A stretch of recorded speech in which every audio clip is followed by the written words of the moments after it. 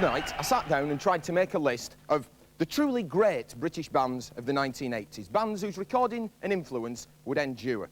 After nearly an hour, I was staring at a sheet of paper with only one name on it. I mean, they were the bollocks. Between 83 and 87, there was not a band on the fucking planet that would touch them. And I still wish they were together now, really. Why do you call yourself the Smiths? We call ourselves the Smiths because you decided we were called the Smiths. And I decided because it was the most ordinary name. People were just waiting for something different. So really, the 80s guitar bands were just defined by R.E.M. and the Smiths had a bona fide guitar hero. When I got to about 7 or 8, I remember having this like little wooden thing, and I started to be watching TV and seeing electric guitars on the television. So I remember I painted it up awfully, and I stuck beer bottle tops so it looked like knobs, volume controls, and that was the first one I remember. I'd been around local guitarists from bands that had made it in the 60s and the 70s, but I'd never heard anything like what he did. Why do you, John, think that you should have any door money at all? In fact, we've just stopped your door money. What do you say about that? I think it'd be very unfair. I don't see why. Ignoring advice from the future Lord Macdonald, our dole-sponging young axeman was about to make his contribution to society with a loose lyricist from Manchester's glamorous Stretford. Joe encouraged me to approach Morrissey, just go and knock on his door and introduce myself, which I did. And then really pretty much from that moment on, bang, we were an item then. They were so different as people. I think that's why the combination sort of worked. Although the way they worked was a tad unconventional. I would drop off a cassette through Morris's letterbox, and he would maybe come the next day or next time with his book and sing along for 5 minutes, usually only 1 or 2 takes. He said, I've done it now. He'd disappear. And then me and John would look at each other and go, right, we're on. And then I'd just start putting like, you know, hundreds of guitars on it then, all the way through the night. We were like sort of postmodern, androgynous monkeys.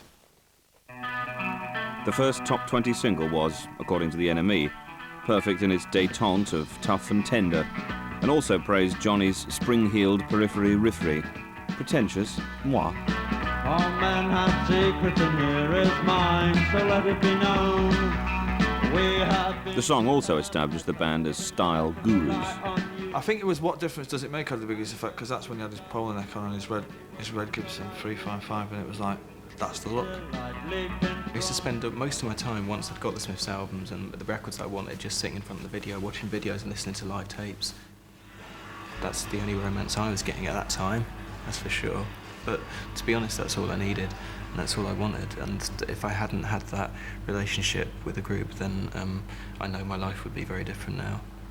Morrissey and Marr's anthems for misunderstood youth bestrode the 80s like a slightly sad colossus. Everyone had their favourites, including Johnny. Panic I like just because of the sheer exuberance of it. Burn down the disco, hang the blessed DJ. Queen is Dead is one of my favourite songs that we did, because I went into redoing a guitar track and I just was stood in this like little booth. The outside world didn't exist, and then when I finished it I kind of like went, oh, looked round and the rest of the band were like, whoa. He was doing stuff that I still can't do. You know, created a style of his own, you jammy bastard. The thing that I'm asked about most about the Smiths by guitar players is How Soon Is Now. When How Soon Is Now happened, it was really strange, you know, what is this? How do you do that on a guitar? Easy. Use a bit of tremolo, feed the riff through 4 twin amps, sample, loop, leave to simmer, and hey presto, another classic. Pretty simple really, but it did the job. But in 1987, after 5 years of non-stop touring and recording, it wasn't just the Queen that was dead. When Morrissey offered to spank anyone with a wet plimsoll who said the Smiths were splitting, he obviously wasn't counting on Johnny. It was building up for a long time. You know, it wasn't just one night and it wasn't just 1 week. It built up over quite a few months. And the ending didn't come for another 10 years, when drummer Mike Joyce took Johnny and Morrissey to court to claim back some performance and recording royalties he'd been squeezed out of in the original contract. It was a bit surreal being in a courtroom, you know, the 4 of us in a courtroom, arguing over whether events took place or whether they didn't, and it was just really bizarre. It was like a sort of going through a messy divorce sort of thing. The judge described Morrissey as devious, truculent and unreliable. He said Johnny was more reasonable, but still ordered them to pay up to the tune of over £1 million, plus costs. Can we talk about the rest of my career now, please? It will be in the programme, won't it? Johnny soon became known as Britain's most famous session musician, with the likes of Brian Ferry and the Pretenders, much to the irritation of the UK music press. They assumed that I wasn't committed and that I was maybe being a bit of dilettante, and just, you know, I just get out of my limo and I go, "Hi, Chrissy Hind," or "Hi, Matt Johnson," and we bust out the champagne and I play a few licks and then I'm off. But that isn't the way it works. People don't realise he was in almost as long as he was in the Smiths. You know, I mean, he made a couple of albums, a couple of long-form videos, a world tour, a couple of EPs. It was quite a productive period. So productive, Johnny even started up his own band with New Order's Bernard Sumner, and even started using, well, synthesizers. When Johnny got involved in a lot of electronic music, I said to him I felt that he should stick to the guitar. I mean, he's best guitarist in the country, and that's what people love him for. I felt personally he made a mistake by getting into synths and samplers and drum machines. No matter how hard I try, I think we have quite a distinctive sound.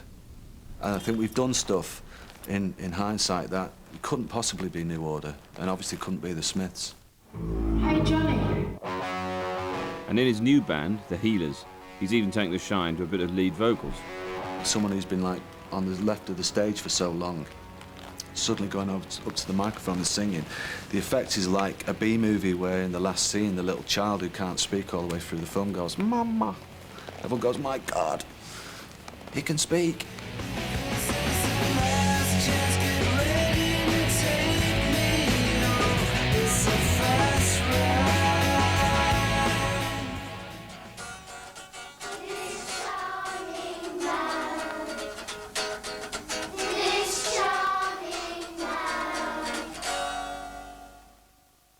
What this